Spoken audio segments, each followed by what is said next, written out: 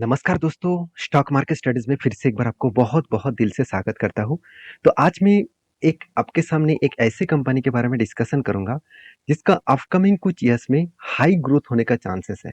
और इस high growth होने का चांसेस क्यों है, वो भी मैं आपको प्रूव करके दिखाऊँगा। उसके साथ-साथ एक बड़े इन्वेस्टर, जिसको हर कोई व्यक्ति जानते हैं, उन्होंने भी इस कंपनी के ऊपर एक अच्छा खासा स्टेक होल्डिंग्स भी करके रखे हैं। तो सारे इन्फॉर्मेशन मैं आपके साथ शेयर करूँगा और इस कंपनी के ऊपर सीधा-सीधा देखा जाए तो एक स्विंग ट्रेडिंग के हिसाब से 70 टू 75% का टारगेट यहाँ पे बन रहा है। वो भी किस तरीके से टेक्निकली बना है, वो भी मैं शेयर करूँगा और एज़ अ लॉन्ग टर्म के लिए इस कंपनी के ऊपर क्या राय है, वो भी मैं आपके साथ शेयर करूँगा। तो इस वीडियो को लास्ट तक ज़रूर देखिए क्योंकि बहुत ज़्यादा इन्फॉर्मेबल वीडियो होगा। आपको बहुत कुछ सीखना है, तो कंटिन्यू करिए। अगर आपको सब कुछ पता है, तो आपके हिसाब से ज़रूर काम करिए। तो चलो देख लेते हैं कौन सा कंपनी है और उसके पहले मैं रिक्वेस्ट करूंगा चैनल को सब्सक्राइब नहीं किया तो जरूर कर लीजिए और टेलीग्राम को ज्वाइन नहीं किया वो भी आप ये लिंक से जाकर ज्वाइन कर सकते हैं। तो सबसे पहले मैं एक चीज आपको बता दूं, इंडिया में आज की डेट में अगर देखा जाए तो बहुत सारे लग्जरीज होटल्स आपको दिखेगा और आज का जो वीडियो का कंटेंट है वो टोटली होटल बिजनेस के ऊपर। तो देखिए बहुत सारे कंपनीज दिखेंगे जहाँ पे आपको दिखेगा अलग अलग कैटेगरीज के होटल्स। आप इंडियन होटल्स के बारे में तो जानते ही हैं और वो एक टाटा ग्रुप के कंपनी है। और भी बहुत सारे कंपनी से ओबेरॉय ग्रुप के हैं, साथ ही साथ आईटीसी के हैं और साथ ही साथ महिंद्रा के भी है।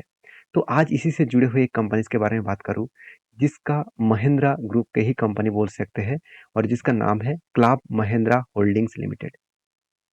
तो इस कंपनी के बारे में आज डिस्कशन करूंगा और क्यों डिस्कशन करूंगा सबसे पहले बता दूं, इसका जो बिजनेस मॉडल्स है मुझे सारे बिजनेस मॉडल से थोड़ा सा हटके लगा। अभी क्यों हटके लगा वो मैं आपको सबसे पहले समझा देता हूँ। आज मैं इस कंपनी के बारे में इसीलिए डिस्कशन करूंगा, अगर इस कंपनी का वेबसाइट एक बार विजिट करेंगे तो आपको सब कुछ दिखेगा। इस कंपनी का टोटली होटल का बिजनेस है। आप देखेंगे तो आप कंपनी के वेबसाइट विजिट करेंगे तो 125 से भी ज़्यादा रिसोर्ट है, 2000 से भी ज़्यादा एक्सपीरियंस इसका एम्प्लॉयज़ है और साथ ही साथ कंपनी अलग-अलग कैटेगरीज़ के होटल्स कंपनी कस्टमर को प्रोवाइड करते हैं, जहाँ पे इसका अलग-अलग कंपनी का होटल आपको देखने को मिलेगा। जैसे आईएचसीएल सीएल मतलब जो इंडियन होटल कॉर्पोरेशन लिमिटेड जो ताज होटल नाम से जानते हैं, उस इस तरीके से कैटेगरीज़ जो होटल्स हैं इंडिया में, उसी के अंदर क्लाब महिंद्रा होटल्स भी आपको देखने को मिलेगा। तो मेरे कहने का मतलब है इस कंपनी का जो डिटेल्स है, सबसे पहले आपको ये जानना है कंपनी बिज़नेस किस मॉडल्स के हिसाब से कर रहा है। ध्यान से इस चीज़ को समझना, कंपनी का जो बिज़नेस मॉडल है मुझे बहुत स्ट्रॉन्ग लगा और इसी के कारण के बसेस मतलब वजह से मैं इस कंपनी के ऊपर ज़्यादा बुलिश हूँ। अभी कौन-सा कारण है? चलो सबसे पहले मैं वो समझा देता हूँ। ध्यान से एक चीज़ को समझना। तो इसको मैं एक ब्लैंक पेपर के हिसाब से समझाऊँगा। मान के चलिए जो महिंद्रा जो होटल्स है, वो बिज़नेस किस तरीके से कर रहा है? वो कस्टमर को एक अप्रोच कर रहा है, कस्टमर को एक मार्केटिंग कर रहा है कि अगर आप टूरिज्म में इंटरेस्ट रखते हैं, साल भर में आप 7-8 बार घूमने के लिए जाते हैं, तो आपके लिए एक अपॉर्च्युनिटी है। वो अपॉर्च्युनिटी क्या है?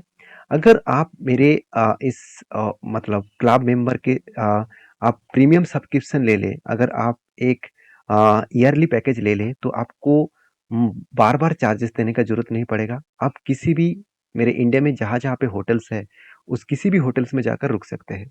मान के चलिए कंपनी बता रहा है कि चलो आप मुझे 1 लाख रुपया दे दीजिए। मैं एक एग्ज़ाम्पल दे रहा हूँ। मान के चलिए 50,000 रुपया मुझे दे दीजिए एज़ ए प्रीमियम के हिसाब से और आप हर सालों में जितनी बार हो सके मेरे होटल्स में जाकर रह सकते हैं। तो आप कहेंगे ये तो कंपनी का लॉसेस है। बिल्कुल नहीं। मान के चलिए इस तरीके से प्रोडक्ट कस्ट कंपनी 100 कस्टमर को बेचा।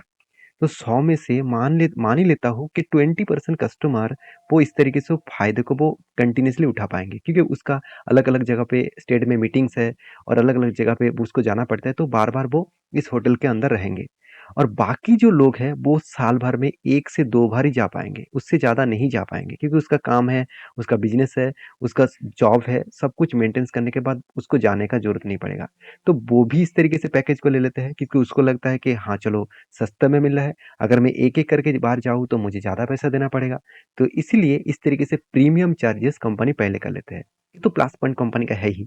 दूसरी प्लस पॉइंट क्या है, मान के चलिए कोई भी एक जगह पे चूज़ कर लें, मान के चलिए मुंबई। मुंबई में इसका होटल्स है और मुंबई में ज़्यादा से ज़्यादा लोग जाने के लिए कहाँ पे जाना चाहते हैं? कोई भी सी बीच के अंदर, कोई भी सी बीच के आस-पास ही होटल बुक करना चाहेंगे। मगर महिंद्रा ने क्या किया, सी बीच के आस-पास होटल नहीं बनाया क्योंकि सी बीच के आस-पास का होटल का जो मतलब जो जगह का जो कीमत है मतलब प्रॉपर्टीज़ की जो कीमत है वो बहुत ज़्यादा होते हैं। तो इसलिए क्या किया वो सी बीच से बहुत दूर जाकर मतलब ज़्यादा मतलब दूर जाकर जहाँ पे सस्ते में उसको प्लॉट मिला और सस्ते में आपको उसको ज़मीन मिला, उस जगह पे जाकर वो क्या कर रहा है, खुद का होटल्स बना रहा है।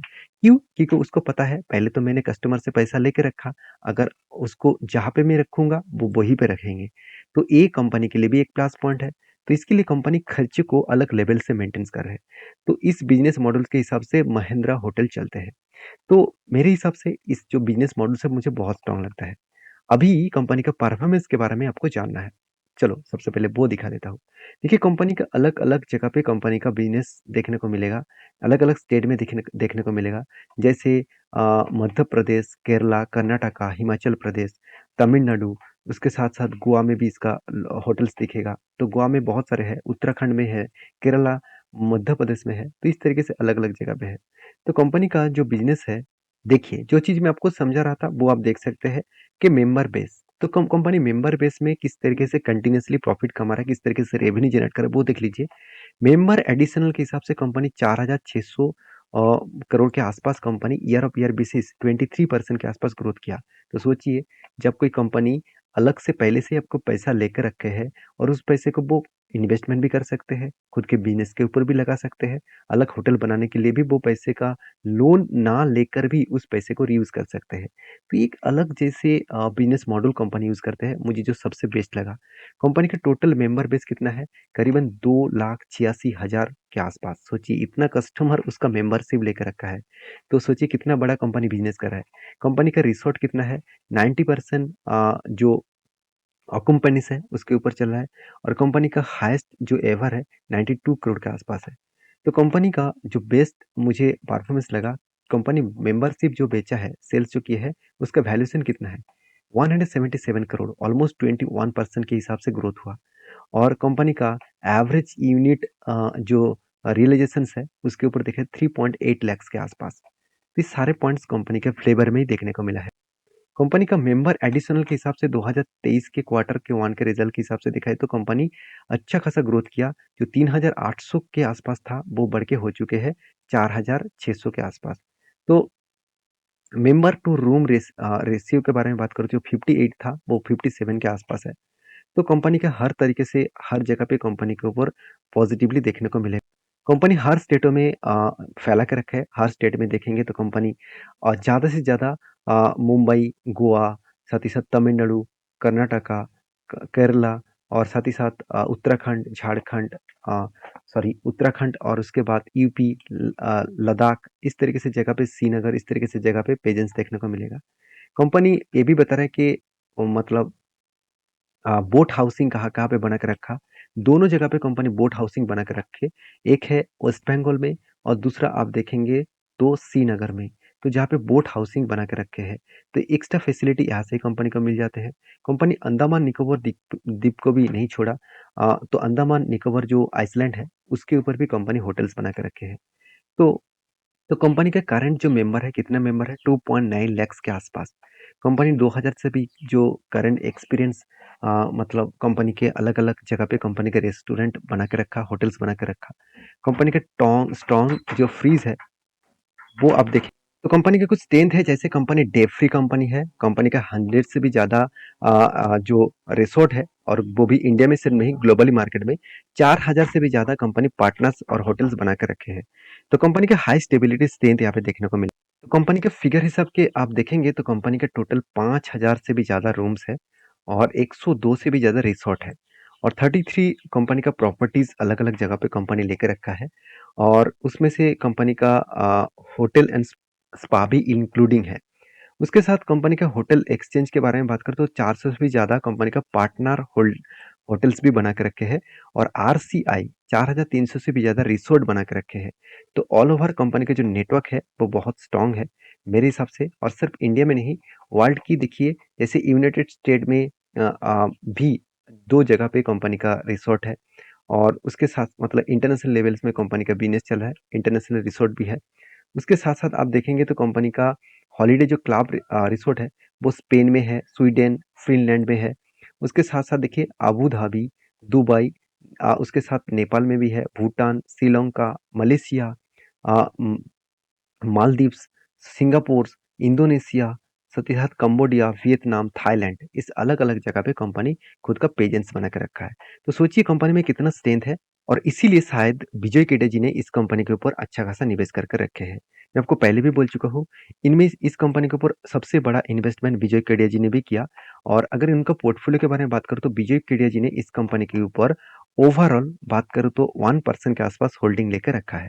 तो कंपनी बहुत छोटा है, मान लेता हूँ कंपनी बहुत छोटा है, फिर भी इस कंपनी के ऊपर अच्छा खासा स्ट्रेन देखने को मिलता है। कंपनी का एक टाइम प्रॉफिट जो था वो नेगेटिव में था, जब से मैं स्टडी कर रहा हूँ तब से देख रहा हूँ तो बीच में एक नेगेटिव में चला गया था। कोविड के टाइम में कंपनी का हालत बहुत बुरी तरीके से खराब हो गया था क्योंकि आप सभी जानते हैं, उस टाइम कंपनी के हालत खराब होने के पीछे यही कारण है कि कंपनी का जो बिज़नेस है वो बंद हो गया था, होटल का बिज़नेस बंद हो गया था, इसीलिए कंपनी के ऊपर प्रेशर बन गया था। अभी इसी चीज़ को मैं फिर से आपको दिखा दूँ कि कंपनी का P ratio industries P ratio से बहुत कम है। इसी पी रेशियो के मैं अगर कंपैरिज़न करूँ तो कंपनी का पी रेशियो एक टाइम तो कंपनी के 170 के आसपास था और कंपनी का करंट जो पी रेशियो है वो 100 के आसपास है। तो फिर भी मैं कहूँ कंपनी ओवर वैल्यूड के हिसाब से चल रहा है क्योंकि कंपनी का एवरेज पी रेशियो 5 साल में 50 के आसपास है। कंपनी के मैं कर्जे के बारे में बात करूँ तो कंपनी बहुत ज़्यादा कर्जा लेकर चल रहा है। ये कंपनी के लिए एक बिग वीकनेस है और एक बिग नेगेटिविटी है। तो कर्जा जो लिया वो किस बेसिस में लिया? वो तो देखना ज़रूरी है ना। कंपनी का प्रॉफिट एंड लॉस में अगर साल भर की बात करूँ तो कंपनी ने सेल्स को कभी कम नहीं किया और एक्सपेंस को कंट्रोल करने के बाद कंपनी अच्छा खासा प्रॉफिट भी किया। कंपनी इतना इंटरेस्ट दिया, उस इंटरेस्ट देने के बाद भी कंपनी लास्ट में देखा जाए तो प्रॉफिट में ही है। कोविड के टाइम में कंपनी लॉस किए थे, उसके बाद कंपनी लॉस नहीं किया। कंपनी इतना ज़्यादा कर्जा लेने के बाद अच्छा खासा इंटरेस्ट भी पे किया। अभी देखना है कंपनी का इंटरेस्ट कवरेज मार्जिन कितना है। इंटरेस्ट कवरेज मार्जिन जो है वो बहुत कम है। यहाँ पे एक वीकनेस कंपनी के ऊपर देखने को मिला है। अब इसी चीज़ को मैं बैलेंस शीट के हिसाब से दिखा दूँ, तो आप देखेंगे कंपनी का रिज़र्व कुछ बीच में नेगेटिव हो गया था, फिर से कंपनी पॉजिटिव में लेके आया। कंपनी का कर्जा तो ज़्यादा है, कंपनी का फिक्स एसेट बहुत ज़्यादा है क्योंकि कंपनी अलग-अलग जगह पे खुद का रिसोर्ट बना के रखे है, तो उस हिसाब से कंपनी वही चीज़ उसका फिक्स एसेट बन चुके हैं। कल जाके मान के चलिए कंपनी के बिज़नेस में कोई प्रॉब्लम हो, तो कोई ना कोई फिक्स एसेट को उसको बेचकर कंपनी फिर से खड़ा हो सकते हैं। अभी इसी चीज़ को मैं एज़ ए इन्वेस्टर के बारे में बात करूँ तो कंटिन्यूअसली देखिए एफआईएस और टीएस ने भी होल्डिंग कंटिन्यू कर रहा है और उस हिसाब से पब्लिक भी अच्छा खासा होल्डिंग रखे है और प्रोमोटर के पास भी अच्छा खासा होल्डिंग्स है। तो सारे चीज़ों को दिखाने के बाद एक ही बात कहूँगा कि कंपनी के ऊपर लगातार जो बाइंग हो रहा है और वो भी लास्ट कुछ फ्यू मंथ में अप्रैल, मई, जून मंथ में देखिए कंटिन्यूअसली बाइंग हो रहा है। क्यों बाइंग हो रहा है? क्योंकि उसका चार्ट पैटर्न कुछ इस तरीके से बना है। ध्यान से इस चीज़ को देखना, मैं इसको टेलीग्राम में भी अपडेट दे चुका हूँ। आप देखेंगे एक कफ विथ हैंडल पैटर्न बना, उसके बाद चलो यहाँ पे मैं दिखा देता हूँ, थोड़ा-सा ज़ूम करके दिखा देता हूँ। देखिए, 1 नहीं 3-3 बार कंपनी हैंडल को क्रिएट किया। तो जब कंटिन्यूअसली हैंडल क्रिएट होता है, तब जब ब्रेकआउट बनते हैं तो हाई स्ट्रॉन्ग ब्रेकआउट होते हैं। तो ब्रेकआउट हुआ, उसके बाद कंपनी कंटिन्यूअसली जर्नी कर रहा है। अगर इस लेवल को मैं मार्किंग करूँ, इस लेवल को मार्किंग करूँ, तो आपको यहाँ पे टारगेट निकल के आ रहा है ऑलमोस्ट 75% के आसपास। तो मैं पहले ही बोल चुका हूँ कि बहुत सारे कंपनीज़ के डिटेल्स में नहीं आपको दे पाता हूँ, तो इसलिए टेलीग्राम को जाकर जॉइन करिए, जो मैं पहले ही आपको अपडेट वहाँ से दे देता हूँ।